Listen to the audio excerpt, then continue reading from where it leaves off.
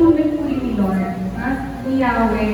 Na tayo po yung mga magkakapatilan na naturo. Kumbaga, brothers and sisters in Christ. Dito po, walang perfect, di po ba? Walang perfect church, walang even us, hindi tayo perfect. Pero salamat sa pag-ibig ni Cristo at binigyan po tayo ng pastor.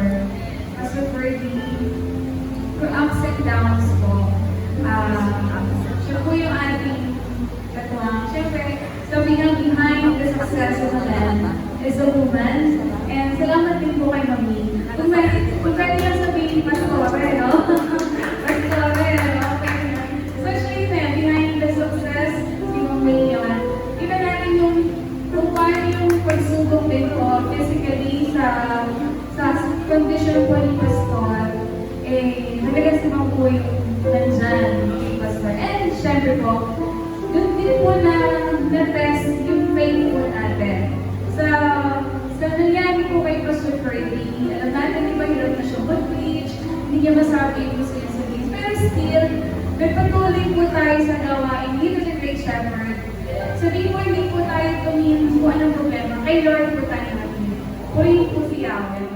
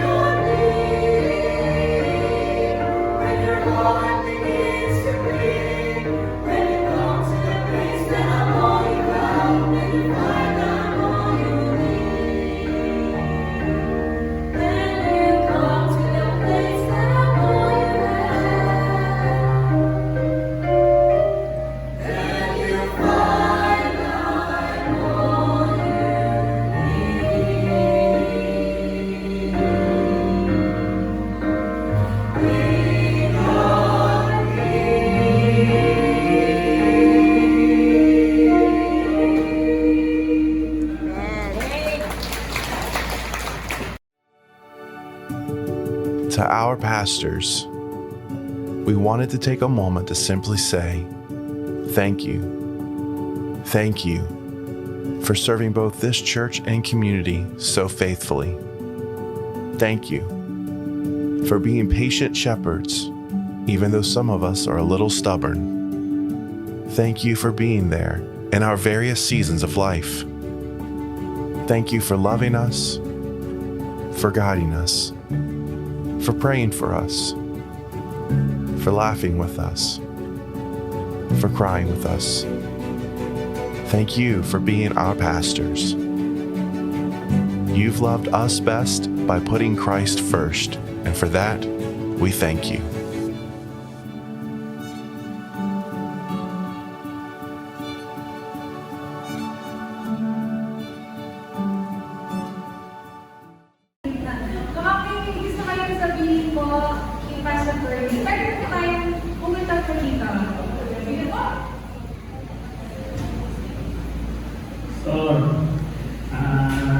po at nagkasama-sama na po tayo muli.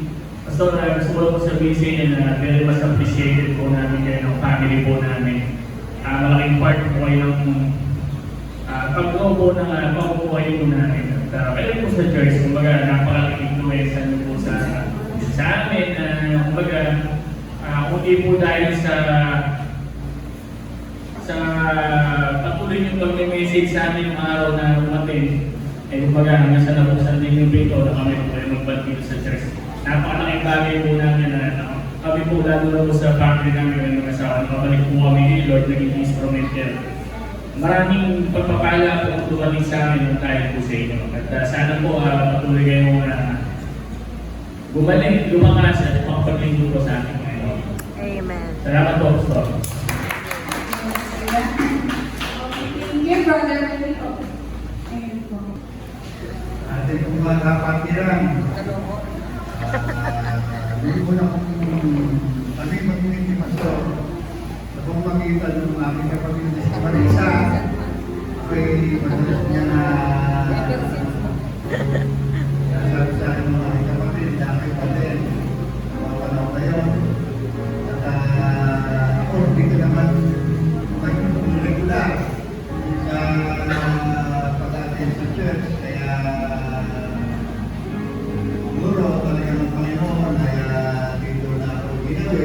Dapat ako'y maraming kukulang, maraming bagay na hindi ko makalituran na panahon na yun. Kaya hindi rin pa rin ang aking kapatid. Pero itong mga nag-araw na yan, dati siya madalas sa kundi. Matawag ko sa baba dahil sa hindi masyadong aking puso, aking kaisipan, hindi masyadong dito sa ating gawain. Pero ito talagang Panginoon ay tinawag na para lingkod. Sinikap ko na kahit na sa aking sarili sa kailan ay hindi ka po muna ako balik. Kaya, Pastor, maraming salamat sa pagbigay mo sa akin ng inspirasyon. So, ngayon talagang sabi nga natin, buhay talagang pulisan, ups and down. Kaya, panahon na meron na tayo nakalimot sa ating mga Pastor. Ngayon, medyo pasensya na.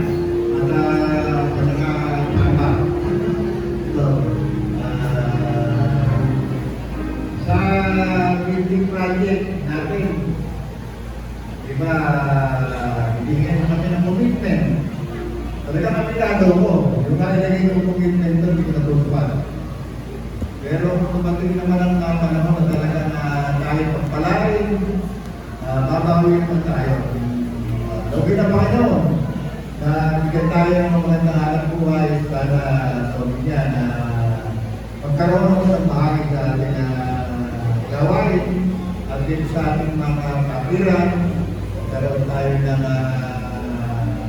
maayos na samahan at pagitan ng ating mga pastor, tayo na yung ginagabayan at salamat sa Panginoon at ating pastor, bigyan niya ng pagkakataon na talagang makalikover. Pagka talaga naman lumapanahon na yun, kasi maraming pastor ang nawala. Pero dahil sa Panginoon ay talagang hindi pa handa si pastor para tayo iwanan. Kaya sa ngayon, natin siya. Kaya Panginoon, maraming salamat sa iyo at sa iyong buong pamilya. Salamat.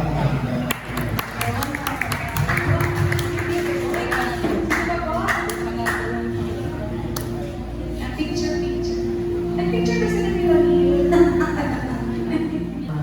Grabe dito sa ating Baptist Church nato. Malaking bagay sa akin ito. Natutunan ko na ito. Kasi minsan, isang tao lang. Yung minsan, yung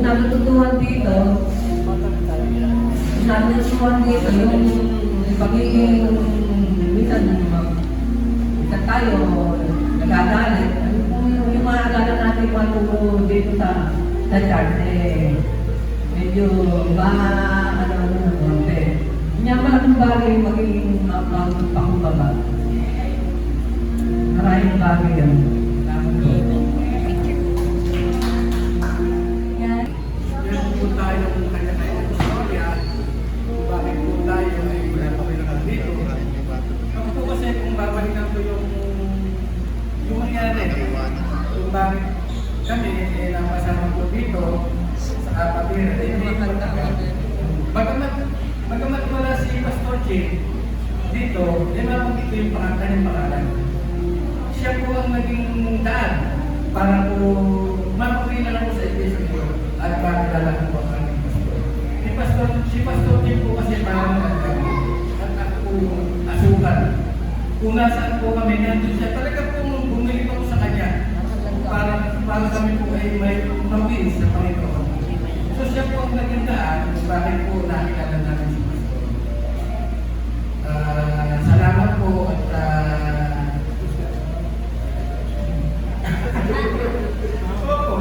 siya po ang naging daan. Ganun pa man, si Pastor Jim ang kapatid ko sa Panginoon namin. At si Pastor Jerry po, ang siya naman namin kama sa Panginoon. So nung kami po ay napabilang dito at nakilala ko sa Pastor, narinig po yung kanyang mga turo. Kaya tama po yung sabi ko sa sinasabi sa Jeremiah 15 na I give you pastors according to my heart which shall feed you with knowledge and understanding. So, totoo po yun dahil kung hindi ko po nakilala si Pastor na pinagkatiwala niya po sa akin noon yung kanyang pulpito na siya po nagturo ng mga kalaman sa akin, salamat po. Salamat po sa kanya at doon ko po masasabi na naging ganap po yung aming magiging Kristiyano. So kaya naman po, lalaki ko na, hindi ako may family, and his busy brethren. Masasabi ko po na mahal na mahal ko lang kayo. So sabi nga, that's so which number of words. I-request po natin sa pastor, bigyan po natin siya ng respeto, bigyan po natin siya ng pagmamahal, hindi lamang po sa isipan, hindi lamang po sa salita, kundi maging sa gawa. Kung ano po yung kakayahan natin, ibigay po natin sa ating mahal na pastor. So mga pastor, lagi po.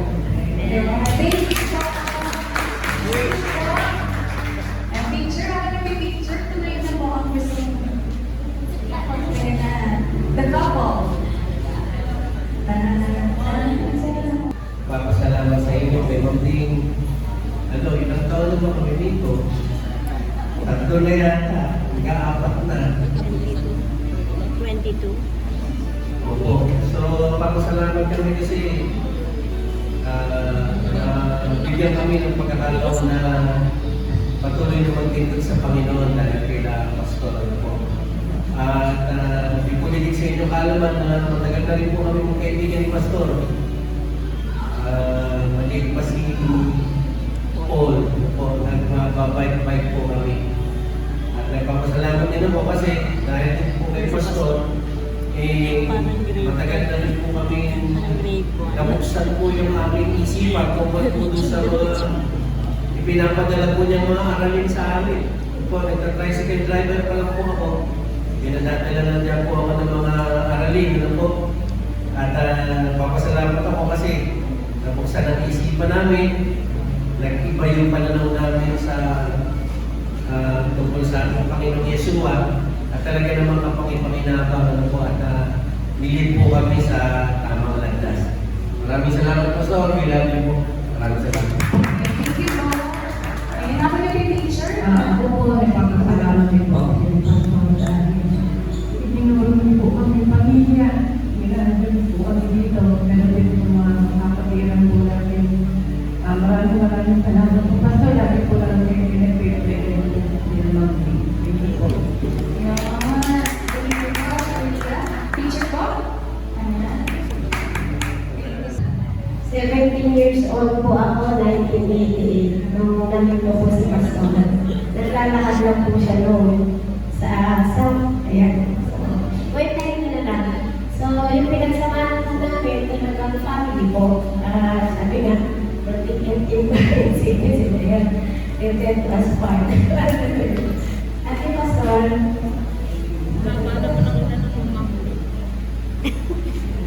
Sana kami sa endo lang.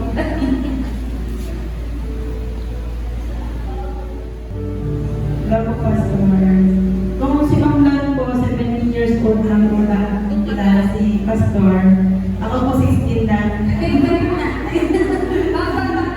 Okay lang kumahan mo po. Pastor, maraming salamat po na kayo po ay magiging sa aming buhay.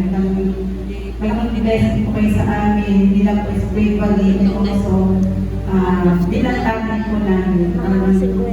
Si Pastor po yung nakakaalala pag may isa sa aming pamilya na may sakit, nandiyan po agad siya. Lalo pag na-hospital alam ko, nandiyan din po agad siya. Kaya maraming salamat po din sa pagmamahal niyo po na bigay sa akin.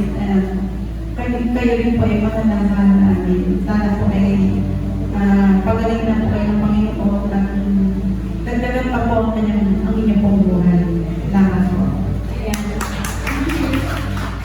Sa nais kong yan yung pagkakataon ngayon. So, Pastor, para po sa kaalaman ko lahat, si Pastor po ang naging paraan. Kung nailanapagkaroon kasi talaga ng seat. Kahit na meron talagang tutubo at tutubo, di ba? Kasi si Pastor napakatyaga. No, sa amin kasi, during that time, ang pinakamali ko na yan si Renz. Kasi nandito po kami, 2005, 2004, nandito na kami. Si Renz, si Ron is sa high school. Si Renz, si Junjo naman ay elementary. Si Renz ay yan yung tanggol. Napakatyaga, kaibigan po siya ng aking yung late husband ko si Ronald. Na talaga naman, kasi nakakilala si Ronald 2006. Talagang naging paraan si Pastor pero sa church sa kami daw kasi ako yung uring asawa na hindi ako sumusunod sa asawa na lalaki pagka alam ko mali. No, pagdating kasi sa Panginoon, sa Bible, eh, ayoko nang hindi biblical. Ayoko nang alwas sa Bible. Pero kapag yung panalangin ko, nagbunga naman yun, tapos nangyari na basta nalaman pa nun. All things were together talaga for good to them of love God. Alam niyo mamune na napunta nga si Ronald sa Talavera noon. Sabi niya, ilang taon daw ba siya? Ilang hanggang kailan daw sa Talavera, kaya kaya Luis. Sabi ko, hindi. Sabi ko, ano nang buo ka? Ngayon nakakilala siya po, Pastor Kiko, na kupano niya yung Pastor. Tapos, in-endorse na kami, tinang siya mga tigas sa Talavera, Croatia. In-endorse kami ni Pastor. Nakatakot po gano'n at sila si Pastor. Every afternoon, gano'n si Pastor sa Nieves. May dinadalaw si Pastor doon, kakapis lang ni Ronald sa amin. At ang Ronald naman, palaging iniwanan ng mga bata sila Ronald. Matid kami ng prayer meeting dito na nagkakabi, galing sa work o kayo inform pa. Napakatyaga talaga naman na atin talaga bibigyan ni Pastor ng mga babasahin at kapabuli ko pa nga niya ng mga awit ni si Don Moe, di ba, Pastor? Natutuwa ako kasi yung mga anak ko, namulat sila. Namulat sila, tapos yung mga tanyadahin nila, na ako naman, mag-stop ako dito kasi naalala ko naman kasi every Sunday katabi ko palagi. Siyempre, ilang tao, di ba? Yun ang mga ano ko. Pero, tsaka si Pastor, tinatawagan ko lang, tinetext ko lang palagi si Ron. Yan ko Ron sabi sa akin, Mami, punta tayo kay Pastor. Samahan mo na kami. Kaya, praise God, at hanggang ngayon ko ay spiritually nakikita ko sa aking mga anak, sa aking mga apo, kaya na po sila. Natutuwa ako, BBS, Renz, katsagaan ni Ronald na ihatid dito para mag-aaral ng BBS, ihatid dito.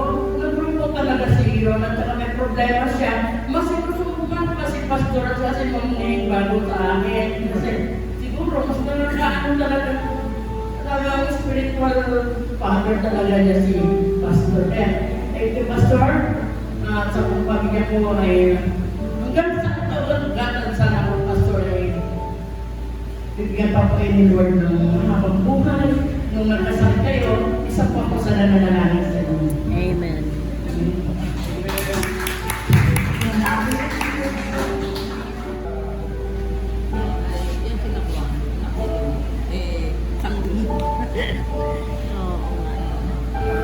Magandang umaga po. Hindi po ako makapagsalita dahil hindi po kompleto yung pamilya ko eh. Nasanay po ako na wala na palaging kasama ang pamilya ko.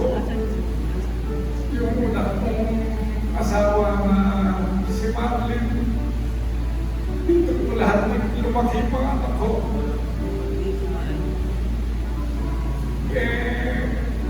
Sa awa po nito mga kinuha yung una kong asawa. At katunayan po, dito po na naturo.